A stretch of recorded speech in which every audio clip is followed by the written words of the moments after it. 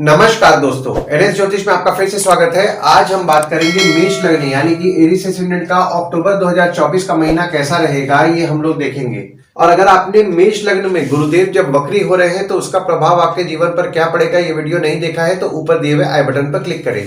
देखिए, ये वाला जो भाव होता है, इस भाव को लग्न भाव कहते हैं। इस भाव पे अगर 1 नंबर लिखा हुआ है तो ये मेष लग्न वाले जातकों की पत्रिका है।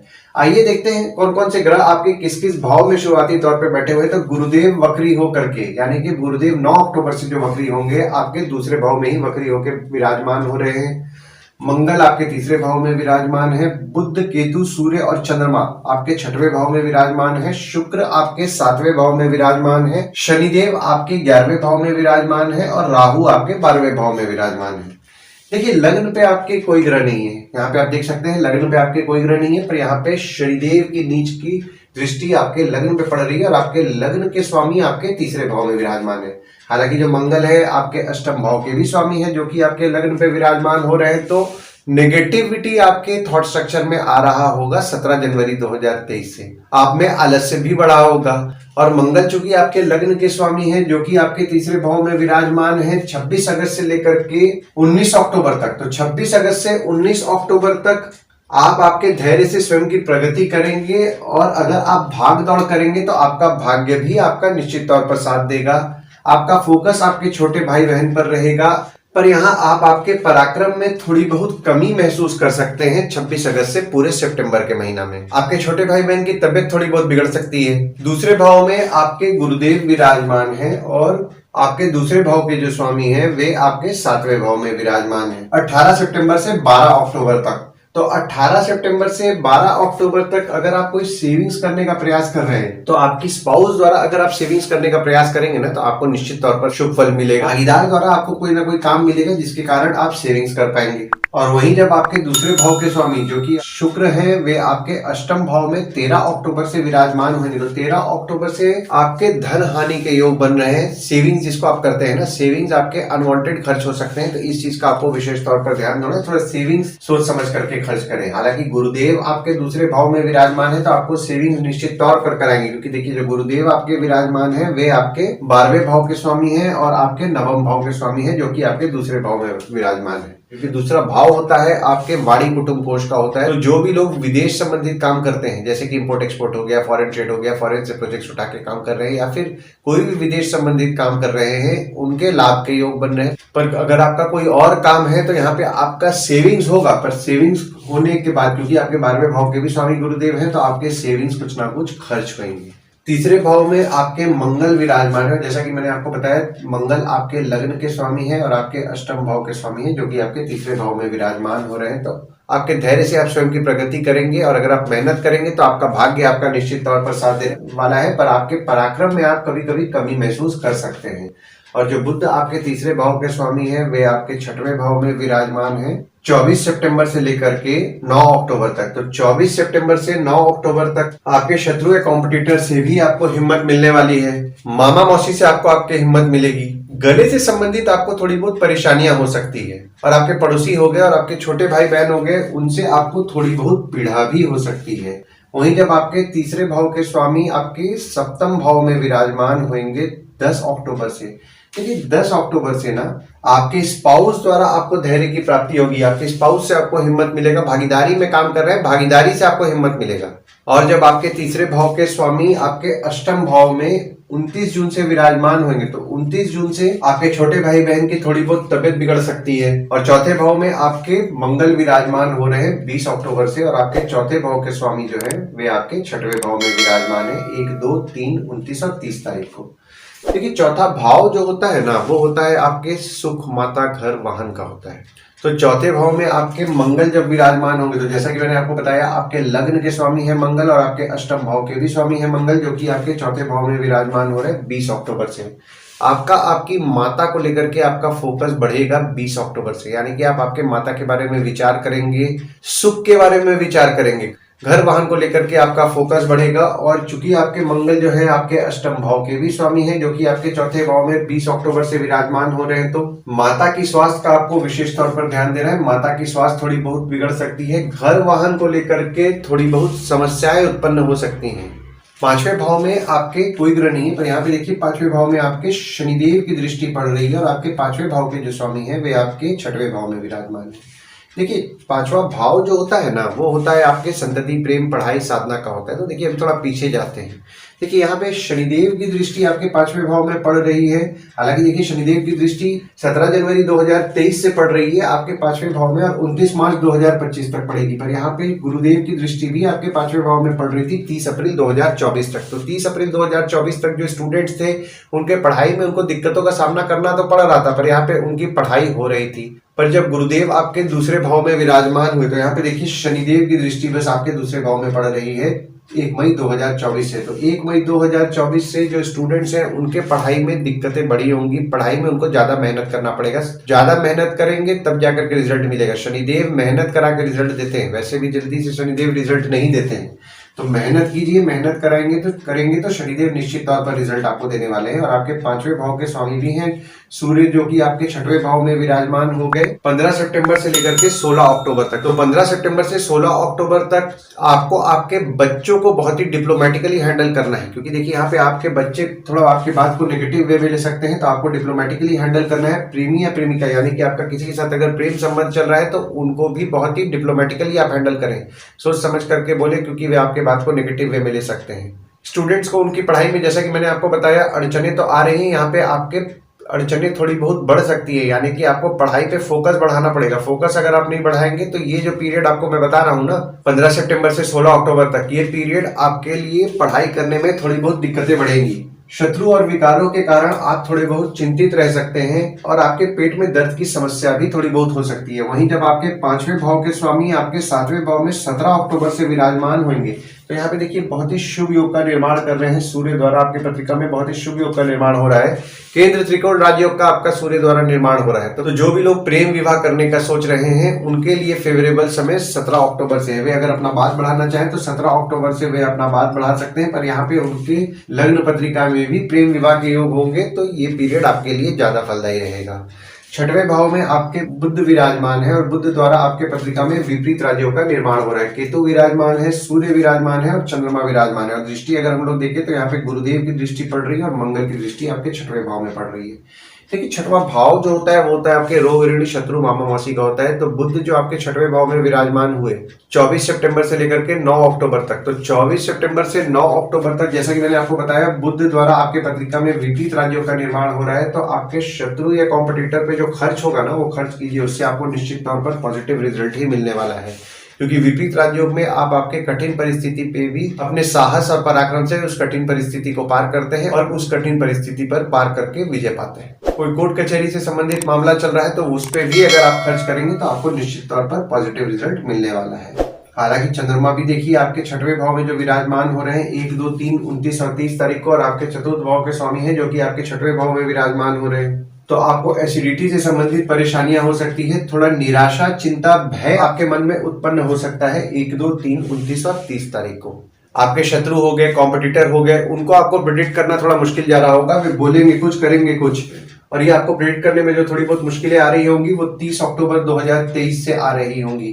आपके शत्रु या कॉम्पिटिटर 1 मई 2024 से बढ़े भी होंगे। और अब तो देखिए गुरुदेव जब वक्री होंगे ना 9 अक्टूबर से लेकर के 4 फरवरी 2025 तक, तो आपके कॉम्पिटिटर बढ़ने वाले हैं। टफ कंपटीशन का आपके काम में आपको सामना करना पड़ेगा। तो थोड़ा सा आपको आपके काम में मेहनत बढ़ाएंगे तो आपको अच्छा रिजल्ट मिलने वाला है। क्योंकि हालांकि देखिए यहाँ पे गुरुदेव की दृष्टि भी आपके दशम भाव में पड़ रही है, तो निश्चित तौर पर आपको पॉजिटिव रिजल्ट देंगे। आपके शत्रु कॉम्पिटिटर हो गए, आपके मामा मौसी हो गए, वे स्वभाव में थोड़ा बहुत एग्रेसिव हो सकते हैं 26 अगस्त से लेकर के 19 अक्टूबर तक। तो 26 अगस्त से 19 अक्टूबर तक उनसे किसी भी विवाद से बचें। सातवें भाव में आपके शुक्र विराजमान है, बुध 10 अक्टूबर को विराजमान होंगे, सूर्य 17 अक्टूबर को विराजमान होंगे और मंगल की दृष्टि आपके सातवें भाव में पड़ रही है। और यहाँ शुक्र जो विराजमान हो रहे हैं अपने राशि में ही विराजमान हो रहे हैं।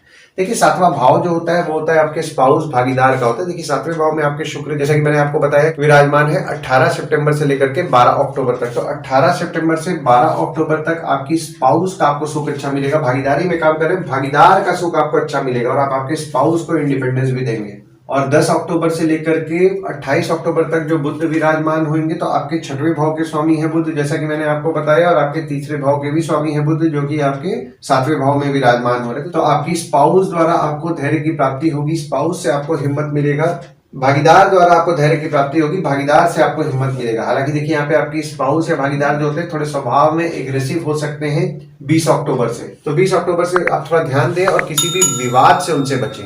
8वें भाव में आपके बुध विराजमान हो रहे हैं, यहाँ पे देखिए बुध द्वारा फिर आपके पत्रिका में विपरीत राज्यों का निर्माण हो रहा है 29 अक्टूबर से, और शुक्र भी आपके 8वें भाव में विराजमान हो रहे हैं 13 अक्टूबर से। अगर 8वां भाव आपका देखें तो मंगल का है, और यहाँ पे गुरु की दृष्टि पड़ रही है और शनिदेव की दृष्टि भी आपके 8वें भाव में पड़ रही है। देखिए 29 अक्टूबर से ना जब बुध आपके 8वें भाव में विराजमान होंगे तो आपके शत्रु या कॉम्पिटिटर का तो आप निश्चित तौर पर नाश करेंगे। कोई छोटी मोटी बीमारी अगर आपको हो रही है तो उसमें भी आपको सुधार देखने मिलेगा। हालांकि आपके मामा मौसी की थोड़ी बहुत तबियत बिगड़ सकती है 29 अक्टूबर से। और यहाँ पे 13 अक्टूबर से जब आपके शुक्र जो विराजमान हो रहे हैं, जैसे कि मैंने आपको बताया, आपके 7वें भाव के स्वामी हैं और आपके दूसरे भाव के स्वामी हैं, जो कि आपके 8वें भाव में विराजमान हो रहे हैं। तो देखिए यहाँ पे आपकी स्पाउस की थोड़ी बहुत तबियत बिगड़ सकती है 13 अक्टूबर से, तो स्पाउस की तबियत का विशेष तौर पर आप ध्यान दें। पर यहाँ पे आपकी स्पाउस द्वारा अचानक धन लाभ के भी योग बन रहे हैं। और यहाँ पे देखिए गुरुदेव की दृष्टि पड़ रही है, तो निश्चित तौर पर 13 अक्टूबर से आपको धन लाभ शुक्रदेव कराएंगे। और शनिदेव की दृष्टि भी आपके 8वें भाव में पड़ रही है। देखिए गुरु शनि दोनों की दृष्टि पड़ रही है, और 8वां भाव होता है आपके आयु जीवन मृत्यु अचानक धन लाभ का होता है, तो आपको शुभ फल ही प्रदान कर रहे हैं, यानी कि आपके आयु के लिए तो निश्चित तौर पर शुभ फल प्रदान कर रहे हैं। ससुराल वालों के साथ जो आपके मनमुटाव हो रहा था उसमें आपको सुधार देखने के लिए मिलेगा, और आपके ससुराल वालों के साथ संबंध में मजबूती भी लाएंगे गुरुदेव 9 अक्टूबर से लेकर के 4 फरवरी 2025 तक। क्योंकि यहाँ पे देखिए गुरुदेव आपके वक्री हो रहे हैं, तो वक्री गुरु की दृष्टि पड़ रही है, और शनिदेव मार्गी हो जाएंगे 15 नवंबर से। गुरु शनि दोनों की दृष्टि आपके 8वें भाव में पड़ रही है, तो ससुराल वालों के साथ संबंध में आपके सुधार आपको देखने मिलेगा। पर यहाँ पे आपके ससुराल वालों के साथ बीच बीच में थोड़ा बहुत रिश्तों में उतार चढ़ाव भी आपको देखने मिल सकता है। नवम भाव में आपके कोई ग्रह नहीं है, पर यहाँ पे देखिए मंगल की दृष्टि आपके नवम भाव में पड़ रही है, और आपके नवम भाव के स्वामी आपके दूसरे भाव में विराजमान है।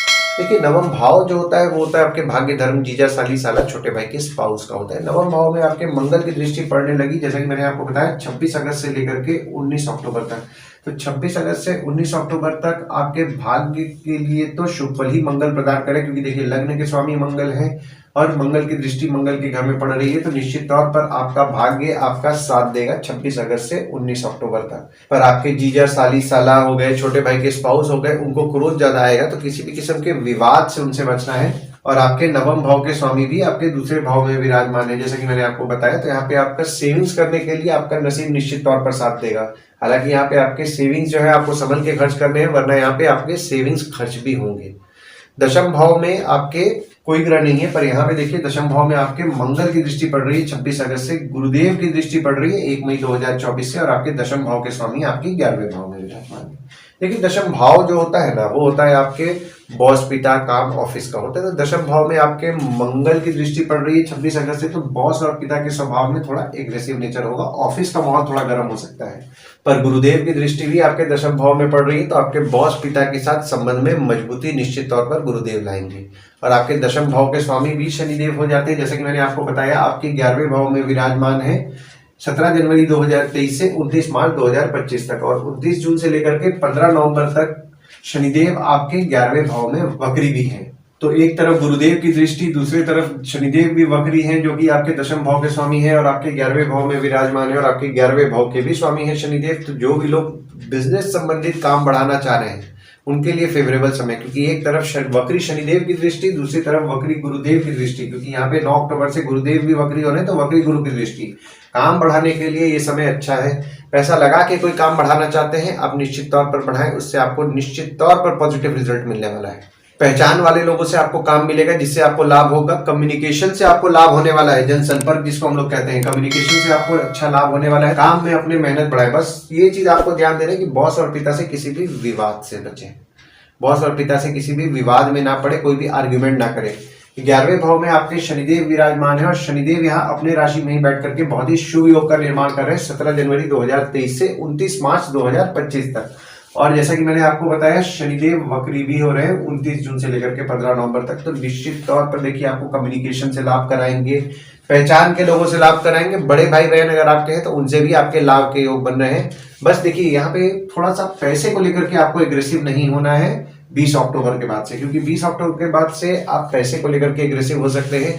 आपके दोस्त हो गए, पहचान के लोग हो गए, उनसे अगर आप कोई काम बोले होंगे, वे काम को थोड़ा बहुत अटकाएंगे तो हो सकता है कि थोड़ा आप एग्रेसिव हो जाए और कुछ बोले उनको, तो इस चीज का आपको ध्यान देना है। समझदारी से आप अपने काम को निकलवाएंगे तो आपको अच्छा रिजल्ट मिलने वाला है ये समय। और जो भी आप काम कर रहे हैं उसमें कुछ ना कुछ आपको नया सीखने भी मिलेगा, क्योंकि 11वां भाव जो होता है वो होता है आपके बड़े भाई बहन, दोस्त, पहचान के लोग, कम्युनिकेशन, इनकम का होता है। और 12वें भाव में आपके राहु विराजमान है और 12वें भाव के स्वामी आपके दूसरे भाव में विराजमान है। और राहु आपके 12वें भाव में जो विराजमान है ना, वो 30 अक्टूबर 2023 से विराजमान है। देखिए 12वां भाव जो होता है वो होता है आपके खर्च, जेल, फॉरेन, हॉस्पिटल, मोक्ष का होता है।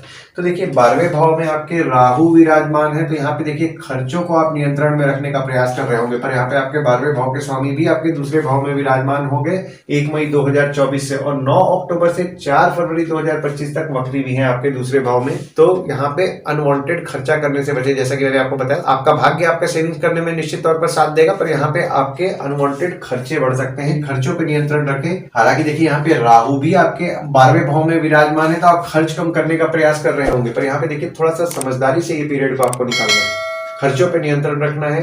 पर जो भी लोग विदेश संबंधित काम कर रहे हैं उनके लाभ के योग तो बने हुए हैं, क्योंकि यहाँ पे एक तरफ राहु विराजमान है, दूसरी तरफ आपके 12वें भाव के स्वामी जो कि गुरुदेव है आपके दूसरे भाव में विराजमान है। तो जो भी लोग विदेश संबंधित काम करते हैं, जैसे कि इंपोर्ट एक्सपोर्ट हो गया, फॉरेन ट्रेड हो गया, फॉरेन से प्रोजेक्ट्स उठाते हैं, या कोई भी विदेश संबंधित काम करते हैं, उनको लाभ निश्चित तौर पर होगा।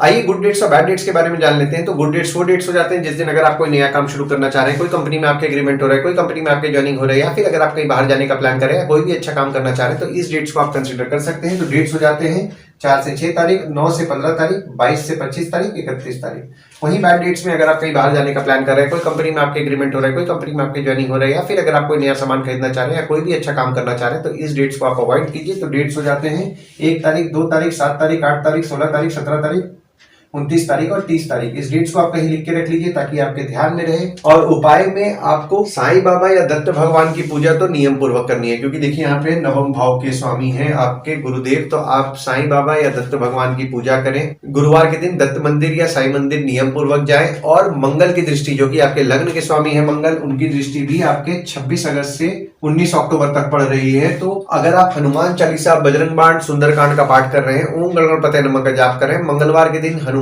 मंदिर या गणपति मंदिर जा रहे हैं, तो आपको निश्चित तौर पर लाभ होगा। आशा करता हूं इस वीडियो में दी हुई जानकारी आपको पसंद आई होगी। अगर आप हमें YouTube पे देख रहे हो और ये वीडियो आपको पसंद आया हो तो इस वीडियो को लाइक कीजिए, चैनल को सब्सक्राइब कीजिए, नोटिफिकेशन बेल जरूर दबाइए। और अगर आप हमें Facebook पेज पे देख रहे हैं तो Facebook पेज को लाइक कीजिए और फॉलो कीजिए। धन्यवाद दोस्तों, कल फिर मिलेंगे एक नए वीडियो के साथ।